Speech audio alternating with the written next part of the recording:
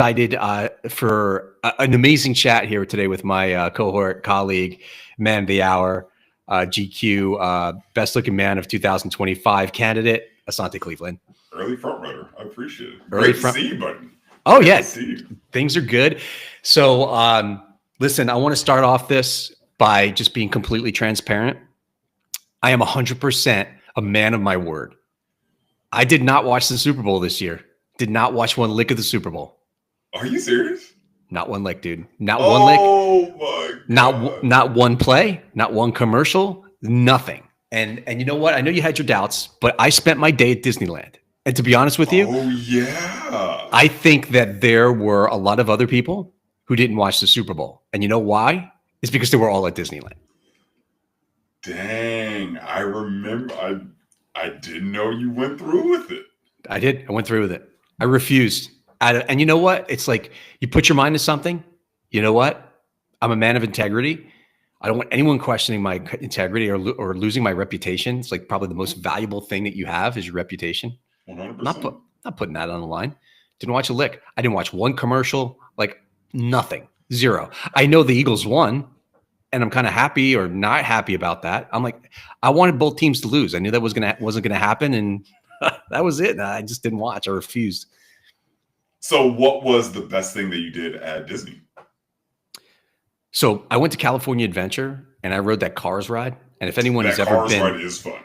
Phenomenal. Yeah. Probably my most favorite ride. And that's why like the lines are ridiculously long. But listen, if anyone's ever goes out to Disneyland on the West Coast, like the Cars ride should be your number one. And you know what? Disney gets you too, because they have this whole lightning lane thing where you could pay extra and then which is cool. It's relatively inexpensive. And then you have certain rides that you can pick to get into their lightning lane. So you don't necessarily have to wait online. It saves you some time and so on. But the lightning lane doesn't cover their main attraction. So it doesn't cover the car. You have to pay extra if you want to use the lightning lane just for that one time for that one ride. So you have to pay to ride if you don't want to wait on like an hour plus line. That makes sense. So the last time I went to Disneyland was with my buddy Brandon and Andy. Now, Brandon is a super Disney fan, and I was really glad that I went with him because there are so many little Easter eggs that are all throughout Disney, like where Wendy and Peter Pan wrote their name in a tree, like he pointed all that stuff out. But in the California Adventures, there are little Mickey Mouse ears hidden all throughout that park. Like, and I remember in the Cars part, there's like a power line that's in the shape of a Mickey Mouse ears. There's like small little hints. But I will say that Cars ride is unbelievable. And then the Star Wars ride in Disneyland, Rise of the Rebellion. I don't remember what it's like, a trackless one. You're in there, and that ride is incredible. Yeah, phenomenal. Hands down. Like if that's the future of like rides, oh my God. Yeah, it's a Rise of the Resistance, and it's awesome. It's if you go to Disneyland, and I think they may have the same in Orlando, a must. It's a must. And naturally, you got to deal with like the crowds and lines and stuff like that. And I'm thinking, you know what? Who's going to be at Disneyland during the Super Bowl? Like everyone's going to be watching the Super Bowl, right? It's like it's the biggest day. It was busy. It was a lot more busier than I thought. I thought I was going to be like freewheeling the whole day. Maybe everybody had that idea. They're like, oh, I'm just going to be able to ride everything like 10 times a day. Yeah, everybody did. And in turn, that's not the way it worked out. But you know what? It's cool because California Adventure is not as big. You know, there's not as many as options. So it was just right. Like the porridge wasn't too hot. It wasn't too cold. It was like just right. So it was cool. Man. I liked it. It was a good day. I'm happy for you. Yeah. Well, for those of us that did watch the Super Bowl, I think just about everybody outside of Kansas City was rooting for the Eagles, maybe out of genuine admiration or pure Chiefs hatred, but they were pulling hard. Me personally, it was a little bit of both. I was rooting for the Eagles because I know a lot of coaches on that coaching staff. So the assistant special teams coordinator, Joe Panunzio, was my tight end coach my freshman year of college.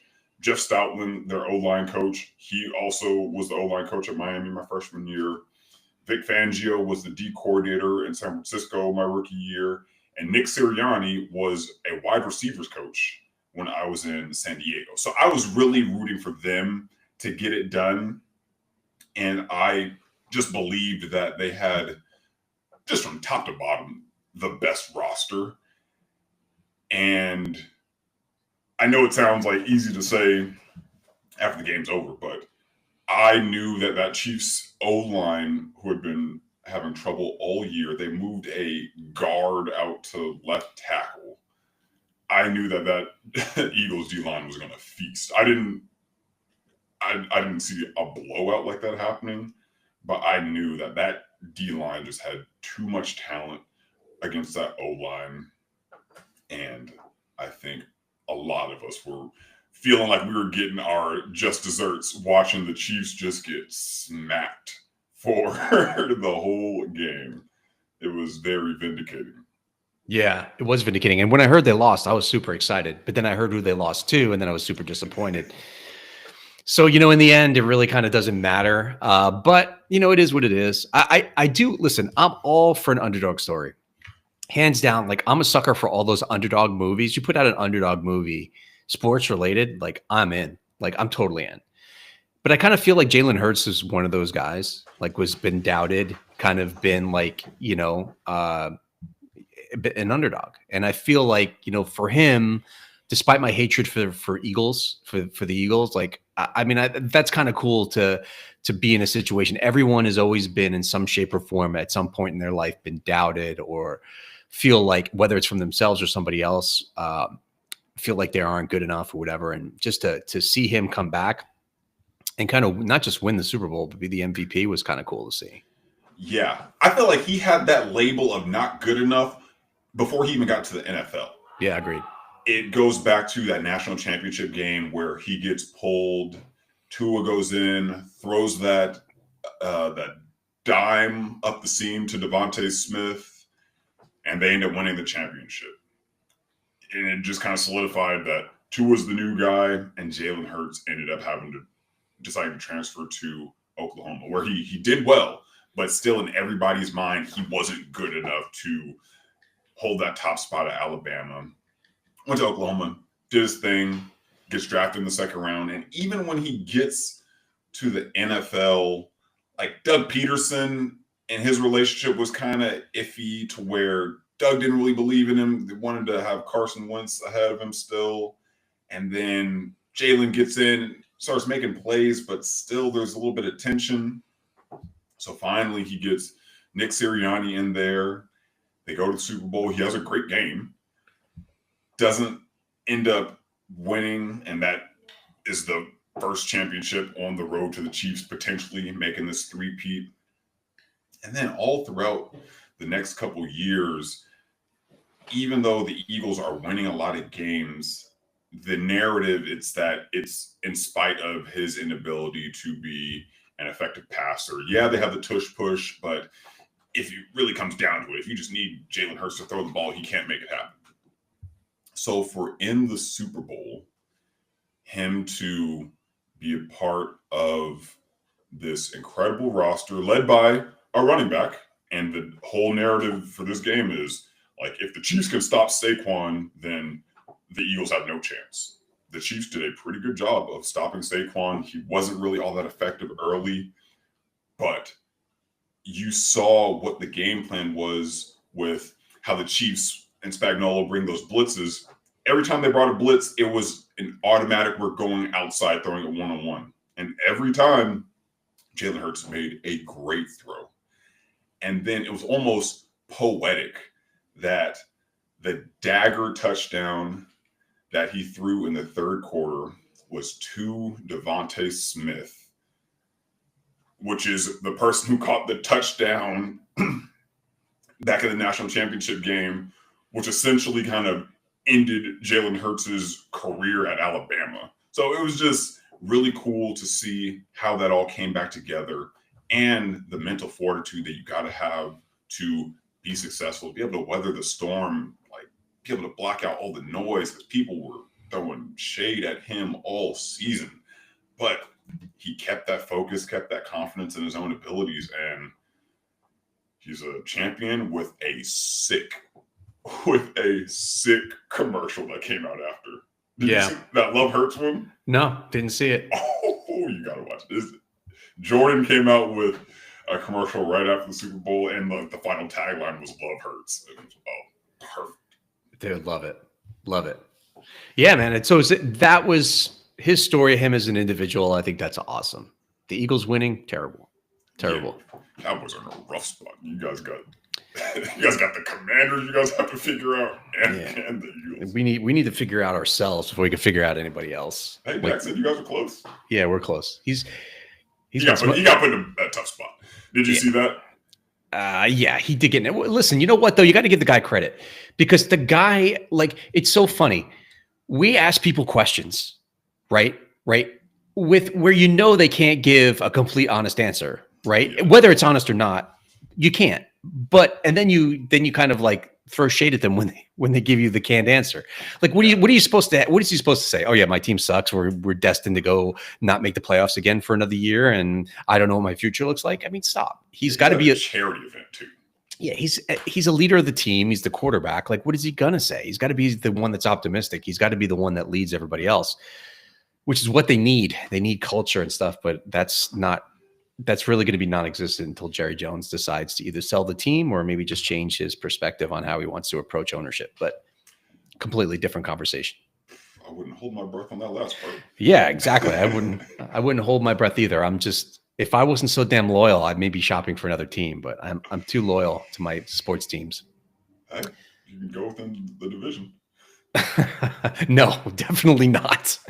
Definitely not. No, I'm a ride or die, so I'm going to stick with them and see what happens. But anyway, I'm glad for Jalen Hurts. And again, like, it doesn't matter. Like, people could say what they want to say. In the end, it's like, actions speak louder than words, as everyone's heard. So, like, that's what you got to do. Prove your doubters wrong. Yeah, and good for the Chiefs to make a run like that. They showed that they have a lot of talent, but what I will say, the difference between Tom Brady and Patrick Mahomes, I think, was a little more apparent because Tom never had the scrambling ability that Patrick has, and it feels like in the playoffs, there's always one back-breaking run that he makes late, and it's just like, oh, what are you going to do about that? But I didn't see him make a lot of checks and adjustments at the line, which Tom really excelled at. So I think for this next part of his development, if people are really going to consider him the GOAT, he has to develop that part of his game. It seems like it's all we're calling what was run. We're running what was called in the huddle. Maybe there's a check, but it didn't seem like he was making a lot of adjustments at the line that Tom would have made. So, speaking of the Patriots, do you think the Patriots had an advantage because they played in the AFC East? Oh, for sure. I think they heavily benefited from the dysfunction of the Jets for a while, the Dolphins for a while. The Bills got it together at the end, but they were really dysfunctional for a while. So I think that really helped them in the long run, made it a much easier path. It wasn't really a question, are they going to win their division? It was pretty obvious that they were. They had a great team, but they were in a really dysfunctional division. So it made that path to the playoffs very simple. And if you think about it, though, like, if you get the number one seed, you're essentially, if you're a decent team, almost a shoe into the championship game. I mean, you're get the bye, and then on top of it, you're playing the lowest seed that wins at home, and then you have to win one more game and you make the Super Bowl after that. Like, right? You know what I mean? So it's like, 2 games? They win that game and then they play for the championship, or is it one more of that? So they got to win 3 games total, I think, and they win the Super Bowl. So I think they have to win the one. They go to the AFC Championship, maybe have to win that, go to the Super Bowl and have to win that one. So think about the advantage to doing that. And that's why teams like Kansas City and even the Patriots for all those years, like, definitely had an advantage. Not saying that they didn't earn it, but I'm just saying they had an advantage. Oh, for sure. I think the Chiefs had benefited from that for a while too. The Raiders have been an absolute mess for a while. Chargers always find a way to charger in the end. And then the Broncos have been kind of hit and miss. So they had been the most stable franchise in that division for a while. But now you see Chargers have Harbaugh. They're on the upswing. Raiders just got Pete Carroll, for whatever it's worth, a Super Bowl winning coach. They have Tom Brady at ownership, so a little veteran leadership there. And then the Broncos with Sean Payton look pretty good. Yeah. So you see that there's a little more competition in that division as well. And so kind of same thing for the Cowboys. I mean, the Giants have been a mess for a while. The Eagles have been good as of late, but the Commanders were an absolute mess. So their path was just really worrying about the Eagles. And now it seems like there's a little more parity across the different divisions, where it seems like some of these long-time shaky organizations are getting it together. Yeah. I mean, the first analogy that comes to my mind, Asante, is listen, if you stop bench pressing for a year, right, and you're bench pressing, let's say 225, and you stop bench pressing for a year, and then all of a sudden you try to pick up 225 again, it's probably not going to happen. Mm-hmm. Probably. Right. So if you don't put anything in or time and effort into bettering the machine, so to speak, like how do you expect to get better? How do you expect to get stronger? Like the team has done really much nothing. They've done nothing. I would rather them said nothing last year, or at least Jerry Jones say nothing about going all in, and then follow through on the fact that he said, I'm not going all in. But you can't say you're going all in, then do nothing, And again, like this is going to be another one of those situations where I think Schottenheimer was probably one of the best options for them, because he falls in line with the system, and that system really hasn't produced a winning anything. And it's just, you get these guys with massive contracts that are making tons of money. So maybe they're happy there, but they're frustrated that they're not winning. And I got to respect a guy like Micah Parsons, because I think the guy speaks his mind, maybe says things just, he shouldn't say, but I respect him for the fact that he's completely transparent and maybe just says how he feels and lets his emotions take control. But I think the guy inherently wants to win. I think you need more guys like that, more guys that are going to build a good culture, and then maybe they have some winning. But like, again, when it's controlled by one person and there's so much, ineffectiveness, I guess, whatever you want to call it, it's just hard to win. Yeah, for sure. And yeah, I respect Micah's authenticity when it comes to that. In my own personal opinion, I do think the whole podcast culture of active players, it's great as an additional business. I would love if that was more of an off-season thing, especially when you're having players from other teams on your podcast mid-season. Like, I think that's maybe more of an antiquated way to look at things, as everything is now more integrated and collaborative. But yeah, you want to definitely in season keep the main thing. But yeah, but then again, it goes back to the culture, right? Mm-hmm. I'm sure in certain organizations with certain people leading those organizations, that stuff doesn't happen. Yeah. You know what I mean? It's like, I couldn't imagine anyone on the Patriots during that Belichick run and Brady having a podcast where they are actively talking to other players. Like, I could not imagine that happening. Yeah, because it wouldn't happen. And that goes back to why they've been so successful, why they had so much success. It really does start at the top. But yeah, it's crazy stuff. But, it is what it is. Welcome to the world of sports nowadays. So since you didn't watch the Super Bowl, I'm assuming you didn't go back and see the halftime show. No, I did. I probably know more about the halftime show than I do about the game. So I heard mixed reviews on whether it was just the worst halftime show ever, or it was a great halftime show. The fact that he played, like not like us, right? Like, that's huge. I thought that was cool. Yeah. I mean, not because I hate Drake, but just because I thought it was cool for him just to sing it. Yeah. Yeah, they're definitely mixed reviews. And I think the people that didn't like it weren't going to like anything he did anyway. Right. So what I really appreciated was he stuck true to who he is, because what we've known the halftime show to be is, as of recently, just a top 40 hits, these big artists just playing all their classic top number one songs throughout the years, and it's just a party, which is cool. And that's what the audience has come to expect. It's like this live, bright, vibrant spectacle for the people in the stadium and then for the viewers at home. But Kendrick inherently is more of a storyteller, and he used the biggest stage, arguably the biggest stage in the world, with most viewership, and stuck true to what he was. And I really appreciated the Samuel L. Jackson addition to it as Uncle Sam. I thought that was really clever.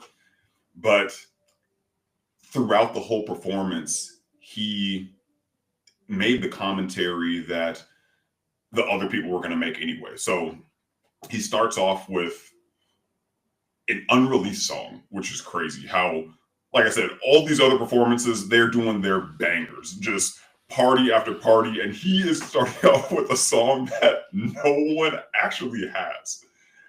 I thought that was pretty bold. That was pretty crazy. Like, everybody's jumping out of the car and then goes into Squabble Up. And then Samuel L. Jackson comes up and says, whoa, whoa, whoa, this is way too aggressive. This is too ghetto. Do you even know how to do this right? So essentially, like, making the commentary that other people are going to make. Like, oh, like, this is, I don't want to see this rap music and all this stuff. And then he changes it into humble, more of his hits. But there's so much, like, symbolism throughout. I am one of those people that when I go see a Marvel movie, or right now I'm watching Severance, right after the episode is done, I'm going to YouTube and I'm watching what are all the Easter eggs that I missed.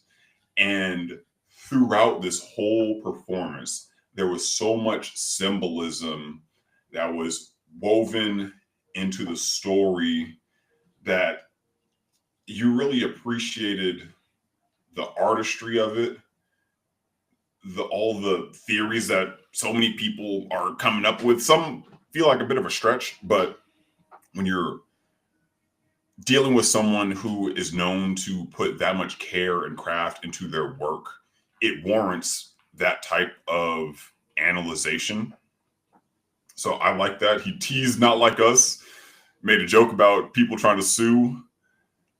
And then he got into the part with SZA, having her sing.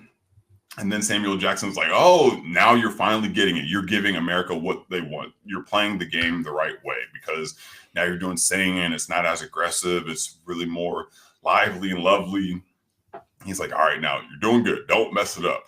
And he plays Not Like Us. And it was just, it was a banger. I really liked how it went. There were some songs I wish he played. I wish he did, like, All Right, his more well-known anthems, but I appreciated that he was given the biggest stage. He was 100% authentic to himself. And then just thinking about, there are a lot of times when people get a big opportunity or there's a lot of attention on them and they capitulate to, what should I be doing? What are people expecting me to do? Mm-hmm. And maybe hiding a little bit of their authenticity. So to see it done with all the eyes on him saying, I'm going to stay true to who I am, I definitely admired that. Yeah, ton of respect for that. Because you know what, a lot of people, like you said, I think you hit it on the head. Like, they would probably want to do something like, what are people expecting me to do? Instead of just going out there and being authentically you. And really, that's the key in anything. I just think it's so many people try to, you know, what's interesting is I think the more you try to be this thing that you think people want, it turns out to be the opposite. Like, people don't want it. Yeah. Right? And I think, Go on. I was gonna say, and that's why I think a lot of these, like, not to go on a bit of a tangent, but I think it's relative. Is like I think that's why a lot of these YouTubers, like the successful YouTubers, are successful. Is because they are who they are. Like they're not trying to be somebody that they're not, for the most part. Like I think that most people are successful because people fall in love with their lives. Mhm. You know, they fall in love with who they are or what they're trying to portray. And yeah, I just think authenticity, and we're talking about like reputation and all that stuff. That's so important. So important. Yeah. And imagine if in situations like that where you do capitulate and you're like, all right, I'm going to do what is expected of me, and it still doesn't work out. Then it's like, I might as well just bend myself, and maybe it doesn't work out anyway, or maybe it does, but at least I feel whole and connected that I did what I felt was best in the moment. Didn't worry about the outside noise. Yeah, I saw a social media clip a while ago, and it's probably been like circling the internet for some time with music producer Rick Rubin. Mm. And they asked him about, and I think we may have even talked about this, and they asked him about creating stuff, music, whatever it is, being a creator. He's like, what I create is not for anybody else. It's for me. It's for me. And, if people love that, then that's great. But like, I do it, like, you need to do it for you. Right. And I find that like when you do it for you, you produce a better product, or you create something that's just better. It's more authentic. It's more in line with who you are as opposed to who you're trying to be. And I think that's what really people love. I think really people love to see that authentic person, because I think there's a part of, and I think this is like to dig deep and maybe peel away the layers of the onion. I think there's a lot of stuff in people that's what they want to do, but they're afraid to do it because they're worried about what other people are going to say and what other people are going to think. So I think they kind of live that experience through somebody else, whether it be through social media as that platform, or through TV or some type of entertainment. They're living that experience of, man, I'm kind of getting that feeling of seeing this person do it, and I'm kind of sharing that with them. And it kind of scratches the itch because they just either have something that's preventing them from doing that in their own lives. Yeah, 100%. And I mean, hopefully seeing it done on social media or wherever they get that example just encourages them to just be more authentic to who they are. Because like I said, there were people that weren't going to like anything he did anyway. There are people that are not going to like anything you do anyway. It doesn't matter how much you try to appeal to their own interests. They just don't like what you're doing. They don't like the way you drink water. They don't like the way you tie your shoe. And it doesn't matter. Mm-hmm. At the end of the day, it doesn't matter. You just have to be as true to who you are as you could be. And things will naturally work when you are in alignment with yourself. You'll attract the right people. The right people will like what you're doing. The right people will want to be around you. The right opportunities will come that will be in alignment to who you authentically are, as opposed to you doing something that is kind of 180 from your natural personality, and an opportunity comes because of that. And the only way for you to successfully win that opportunity is for you to continue to be that person that you aren't. And you see people do that, but over time you can't maintain it, and the true you will show. Yeah. I was thinking about this. Do you know why the NFL picked Kendrick Lamar as their halftime show? So Jay-Z and Roc Nation, they took over the booking for halftime shows, I want to say 5 years ago. I'm not sure.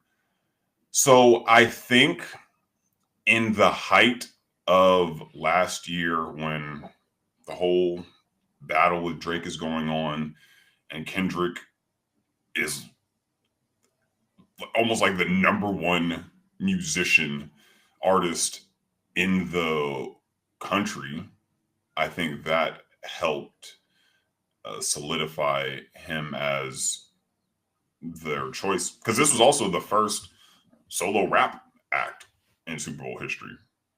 Yeah, it was interesting because you used to seeing like a dozen stars on stage actually singing at the same time, collaborating. Because the Super Bowl used to be a bunch of acts, right? Mm-hmm. Yeah.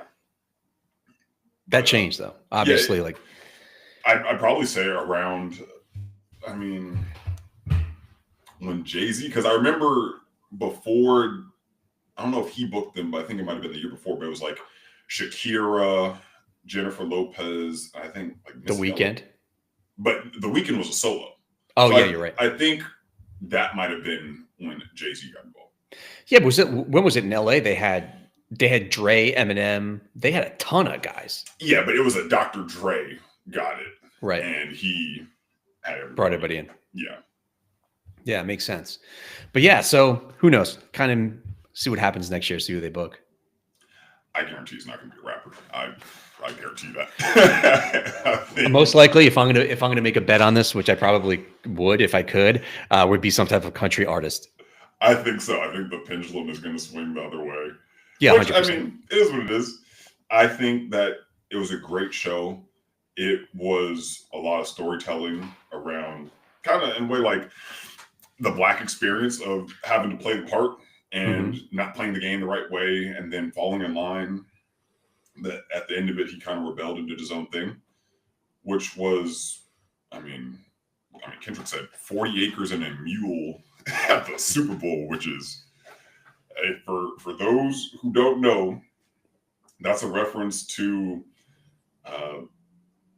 in a way, the Homestead Act back in like 18 something when Lincoln was president. So I think like 1862, and they were encouraging people to move out west. So they were designating 160 acres for them to own. They appointed someone from the government to go help them learn how to till and farm the land. That really helped economic growth. Then after the Civil War, slaves were freed. So now, in theory, these now freed Black people should be able to take part in that, but they weren't getting those opportunities. Like they would apply for land through the Homestead Act and it would get disapproved. But they ended up designating like 400,000 acres to a group of Black people, and it was like sectioned out in like 40-acre plots. So it was all through like Georgia and Florida. Not great land, but they worked this land. And then after Lincoln was assassinated, the new president, I think Jackson, he ended up taking the land back and giving it back to the Confederate owners. So it was kind of like the 40 acres of mule was essentially like a promise broken. Yeah. But for Kendrick to make that reference on like, the biggest stage, it's like, okay, that's bold. I wonder how many people caught that. I mean, I think a lot of people caught it. Maybe some people were hearing about it for the first time, which, I mean, it's good. It's all education. And I think there's been an effort to like separate Black history from American history, but like Black history is American history. Like America was built on essentially like slave labor. And it's disingenuous to pretend that it wasn't. Yeah, 100%. And it's just, I think it's just a good thing that it's being recognized. Mm. You know what I mean? I think it's a good thing that it's being put out there and that people are recognizing. Because you know what? Honestly, especially being a dad and having kids, like I love when kids ask questions because you get a chance to give them good answers or hopefully good answers, right? Yeah. And it's good. It creates awareness. It creates conversation, so I don't know, man, that's awesome. I think it's cool. Sorry, I missed it. Sorry, Kendrick. It is one of the fastest. I think it's already up to like 60 million views on YouTube. And then the Usher performance, I don't think that was last year, maybe the year before, was at like 32. And like this performance reached 32 million views in the first day on YouTube. So it's on YouTube. It's a very interesting watch. He plays a bunch of songs from GNX, which was cool. If he was really going down that route, I would have liked to hear Hey Now, but can't have everything you want. But it was just a really thoughtful performance. And no matter how you felt about it, you couldn't say that he didn't put thought into it. He didn't put effort into it. There was so much symbolism. You could just tell there was a lot of thought that went into this. This wasn't just hey, I'm going to go out there and just like do my stuff. And he was, to his credit, he was moving up and down that field. I mean, he was going up and down the field more than the Chiefs were that game. Yeah. I got to say this one thing. And, it's interesting when you, as a sports fan, right? Listen, I want to be part of all these events, especially when your teams are in them. But I got to say, I have a really like pet peeve for when like all like the superstars come out for this one event. Like everybody's, it almost seems like, and I know this is not necessarily the case, but it almost seems like no one pays attention. And then everyone goes to these games, not necessarily because they want to see the games. It's like Super Bowl parties. It's like most people go to Super Bowl parties to have drink, eat, and have fun, and they could care less about the game. Right. And it's just like, then you have that group of like diehard fans that spend every week, they spend their hard-earned money on merchandise and all that stuff, and they don't get a chance to even get a lick because it's way out of their means. Yeah. So it's kind of like, and then again, I don't know if that funnels into the whole Taylor Swift thing and people hating on Taylor Swift. That's another conversation, like with her getting booed and stuff like that. But I definitely think it fits into like the Chiefs and why people hate the Chiefs, and then she's part of that whole scene in that space now with the Chiefs and Travis Kelce and people booing her and stuff like that. And so I think just your average middle-class person has a hard time like really cutting through the noise at the Super Bowl, because it's it's becoming to me more entertainment than it is actually sports.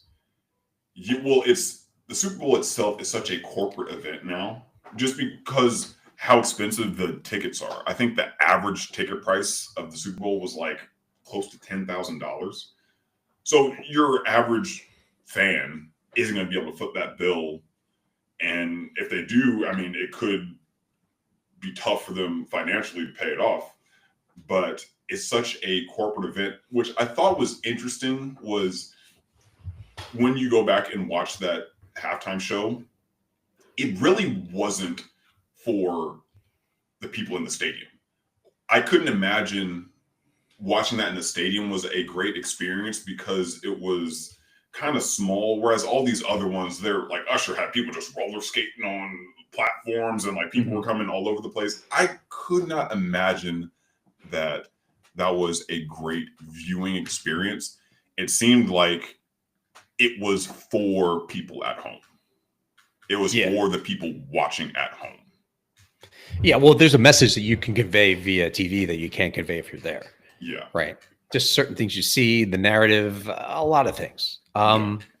Yeah, I agree with that 100%. I do agree with that 100%. But yeah, I mean, listen, I think that's kind of why I don't know, like the Super Bowl seems so out of character for the rest of the year. It's always been this way, right? Just because the rest of the year is just like, it seems like it's blue collar, right? And then the Super Bowl is white collar, right? Yeah. It's all the splash and the flash, and it's super polished, and it's all about ad space and who's going to be seen and all that stuff, So it's like, I get it and all, but I don't know, if you're like a true fan of the sport, sometimes it's kind of hard to cut through the noise. I feel like you're getting excluded a little bit. Yeah, agreed. I used to notice it too. So I lived in New York for quite some time, and I'm a big hockey fan, like big Rangers fan. Love going to Madison Square Garden. There's a lot of history there. I remember as a kid going, still love to go, like die hard. So interesting. The best seats in the house are usually the ones like are in the lower bowl, or the ones right by the glass. And it was so funny because we used to joke all the time, like the die hard Rangers fans, like joke, like all the suits sit down there, like all these guys that would get off at 5 o'clock, go to the bar, have a couple of drinks, and go to the game because the game started 7:30 Eastern time. It just worked out, right? Like after the game, what are you doing after work today? We're going to the Rangers game. Yeah, I got corporate tickets, blah, blah, blah. And they sit right up on the glass. So they had no clue. And listen, there's certain people who know more about fans, that know more about the sport than a lot of people who have jobs, full-time jobs in the sport. Like they know the sport. They're passionate about their team. They're passionate about the players and stuff. And these guys are like sandwiched all the way upstairs. Right. And I sat up there and I talked to some of these guys. These guys knew more than I was like, and then you see all these guys drinking and partying in suits right up with the best seats in the house. And it was just something about it. Like it just seemed wrong. And not just necessarily because they got the tickets, but even if you wanted to sit down there, it was insane just for a regular game. And they play 80 something games a year or 40 something at home, like $1,000, $2,000 to sit like right up front, even courtside. Now I feel like the NBA is totally like that. Yeah. Like I got issues with the NBA, but nonetheless, yeah, man, we kind of joked about it. So it was like, it exists all over. It exists all over. I think especially now where like, it's about like who you are. It's about being seen, because there's the difference between reality and what's real and what's not, and painting this picture of who you are or who you may be based on what your information you're putting out there to see people, whether it be on social media or snapping a selfie and sending it to who, like, here I am, you know? So this is what I'm doing. Like, I always feel like people are always posting stuff of their best moments. They never post shit when things are going sideways. Right.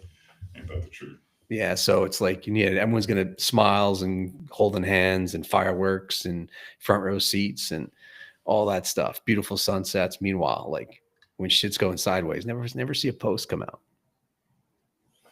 Okay. You gotta show you gotta show both sides of the coin. Or you do. should show both sides of the coin. I mean, we are speaking about authenticity, right? Mm-hmm. So, I mean, if that would truly be authentic, to really be able to post everything and just post the stuff that really happens, but no one's going to do that, right? So, or mostly nobody's going to do that. Yeah. And I do also feel too that you only get a slice of the pie when you see some of this stuff that you see, whether it be on TV or on social media or wherever it is. You don't know the whole story. You don't know what's really going on. You don't know what's real, what's fake. You don't know what's AI, what's not AI. That's the scariest part too. I see some of this AI like stuff, like some jokes and stuff about it. I've been seeing it with some Patrick Mahomes stuff. Like, they've been doing some AI stuff on him with his voice. Like, yeah. Dude, it's scary, man. It's scary because it's like, it sounds legit to a certain degree. And think about how basic it is right now. This isn't like great AI. Right. And imagine what it's going to be 10 years. It's going to be indistinguishable. I know. It's going to be crazy. And you know how vulnerable we are. I should say, maybe that's the wrong word, but how impressionable, better word, that we are when we hear stuff. Yeah. Someone puts out something, especially in the hot button topics like religion and politics, mainly politics. Oh my God, forget it. Yeah. People are just going to find something to latch on to, assume it's real, and go with it. They've been doing it for decades, man. Yeah, it'll be an AI president or AI something that just takes over. That's what they say. My old adage I'm repeating, I don't know where I came from. Believe none of what you hear and half of what you see. Yeah. Yeah, I'd agree with that. So damn true. So listen, I think we pretty much covered authenticity today. It was good to talk about the Super Bowl. You really gave me the full breakdown of what I missed. I tried. Since you were out having a blast on the Cars ride, jeez. It's awesome, dude. It was great. That's a must. The Soarin' is a must. If you're going to go to Disneyland, Soarin' over the world. California, yeah. Whatever. Is it Soarin' over the world now? It's Soarin' over the world, yeah. So when it first opened, it was Soarin' over California. Yeah. So I think people had enough of California. They want to soar. They want to soar over the world now. So we're soaring over the world. Couldn't anymore. Yeah, probably this section of it, you probably stuck in traffic somewhere. Anyway, yeah, soaring over California. Recommend that. And Toy Story Midway Mania. Awesome ride. The one you shoot you're in the carts and you shoot. Oh, the Buzz Lightyear one? Not the Buzz Lightyear one. The one that's in Disneyland. Okay. This is in the California Adventure one on the Pixar side of the park. Awesome. So it's still like the same kind of thing where you're shooting that thing? Same thing, but it's a lot better. It's like it's comparing like, it's comparing like a Bentley to a Honda. That difference. Yeah, that's a huge difference. Hell yeah. Suicide doors and everything, all the accoutrements. All right, that's all I got for you, Sante. Thanks for joining me today and joining us. Of course, man. Happy to sit down with you guys. I hope and pray you guys all feel encouraged enough to just show up as authentic as you are. The right opportunities will come from that. The right people will come from that. Just be you. Oh, listen, I want to say one thing before we finish this. Go follow Asante Cleveland at Asante Cleveland on Instagram. Because if you really want to talk about authenticity, dude, this guy's putting out some amazing content fueled with positivity. It's unfortunate that you have to actually dig for positive stuff now on social media. Do me a favor, follow Asante. You're going to get short clips of amazing positivity. You're going to see just like stuff that makes sense, that resonates. It's going to make you feel good, that you're going to walk away thinking like, you know what? That was a great use of my time. So go follow Asante at Asante Cleveland on Instagram, and you're going to be able to catch some really great content content, going to make you feel good and make you feel like you did a solid to your what your time's worth. So go follow the guy. I appreciate that. Yeah, no problem. It's true though. I'm being authentically truthful. So yeah, no problem. Well, until next time, Asante, always good to see you. Keep putting out your amazing content, and we'll see everybody next time. See you guys. Done. Appreciate it. Yeah, I've been just trying